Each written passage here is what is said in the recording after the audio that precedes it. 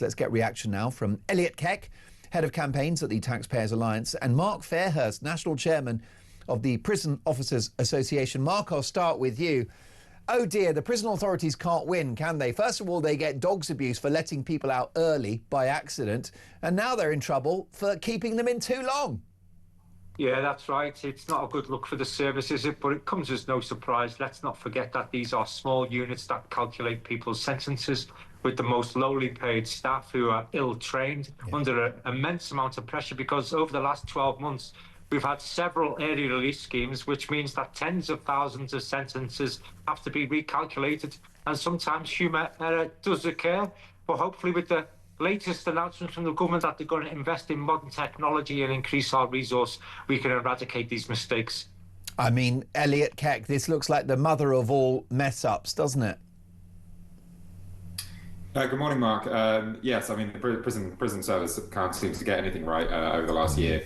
On the one hand, they're releasing people like Hadish Kabatu far too early, someone convicted of rape, of course, and now, of course, keeping prisoners in for longer than their sentences should demand. I would very much like to see people kept in prison for much longer than we currently do, but of course, if their sentences gives them a particular release date, then that release date has to be followed, and they do deserve compensation if they're kept in for longer than that. But listen, when you think how much money this country wastes on things like EDI rolls and foreign aid, you do wonder if maybe we could use some of that cash to invest in the prison service to ensure that some of these errors don't happen.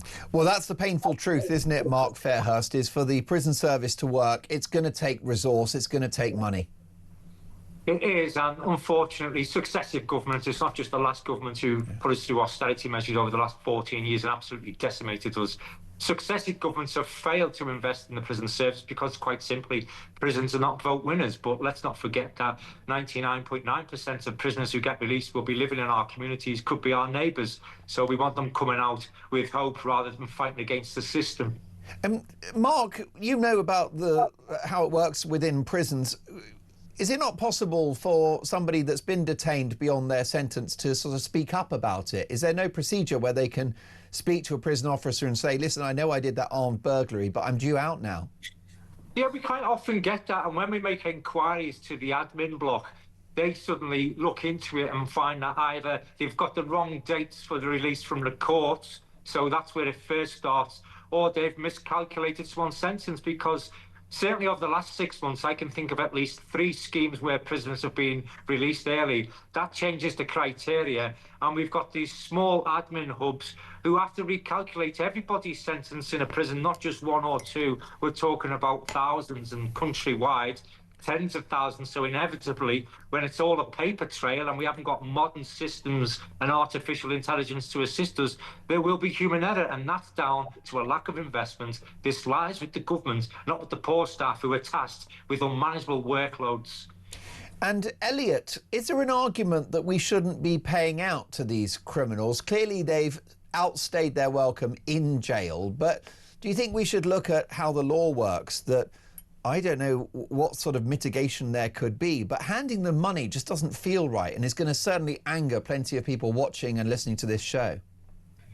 Well, listen, as I said, I would like to see most people sent to prison for far longer. I think sentences in this country are far too lenient.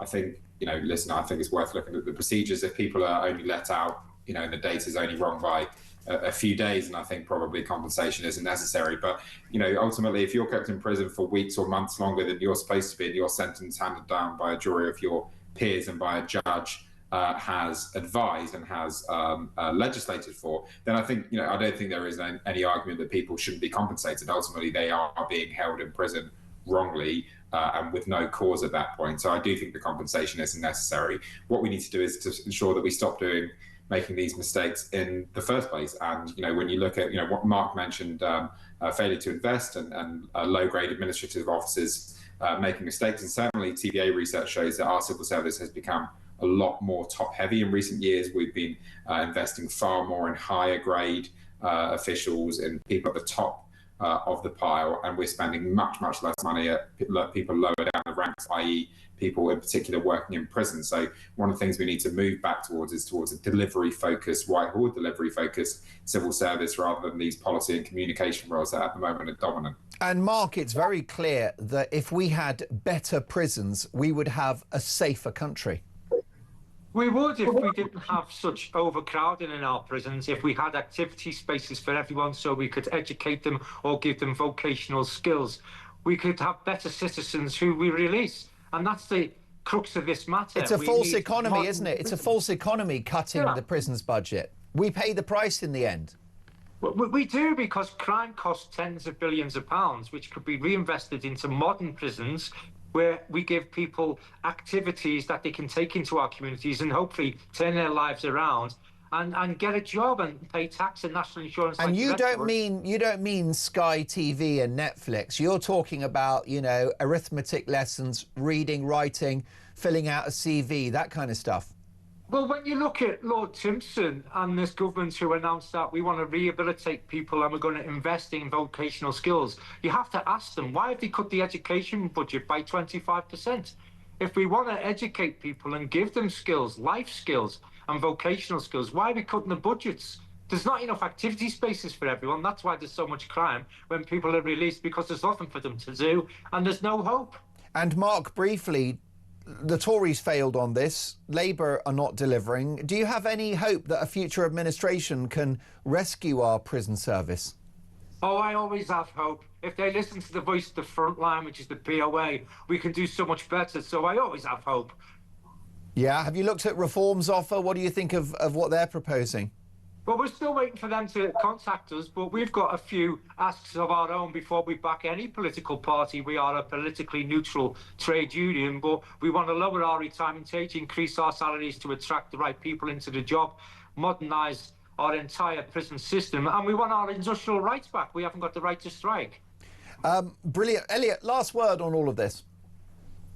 I'm not convinced that prison officers should be given the right to strike, but certainly I think we, again, as I said, we need to look at Whitehall once again. I think we're investing far too much on busybody pen pushers at the top of the civil service, and I don't think we're focusing enough on those lower down the pecking order roles that actually are far more important to taxpayers and far more important to your viewers. Gentlemen, thank you for your valuable time. Elliot Keck is the head of campaigns at the Taxpayers Alliance, and Mark Fairhurst, national chairman of the Prison Officers Association. I don't think it's the worst thing in the world for these criminals, Christian, to spend another couple of days in clink and have a think about their crimes and atone for what they've done and have a few more bowls of porridge. Although they don't get porridge these days, they get avocado on toast, don't they, with a poached egg as they sit down and watch these women and chill out whilst you and I work hard contributing to the British economy. Listen, folks, so much more to come. Let's take a voice note from Darren. Earlier, I spoke to Labour insider Paul Richards, and here is a voice note with Darren reacting. Morning, Mark. Darren from Warsaw. Up and out at work, 5:30, and already I've got my head in my hands. That's Paul Richards. So basically what he's saying is we've got to keep a man who lies to us on a daily basis, gaslights us, is absolutely destroying the country, because the economy is in the bin, despite what Paul Richards tells us. We've got to keep him in position, because we don't want to see a Labour leadership contest for 3 months. Well, I'd welcome it, because I'm thinking for that 3 months, they might be destroying themselves and not the country. Darren, thank you for that. Your head is in your hands, and I can't blame you. Darren, by the way, gets up early in the morning. He is part of Alarm Clock Britain, puts a shift in, puts in more than he takes out, believes you should work. But the message from those who govern us is, why bother? Will that change under Prime Minister Angela Rayner? What do you think about that? Just wrap your head around that, because it's now likely that she will enter number 10 in the late summer of this year. Your reaction, please. 0344 499 1000, 8:36. This is Talk Breakfast.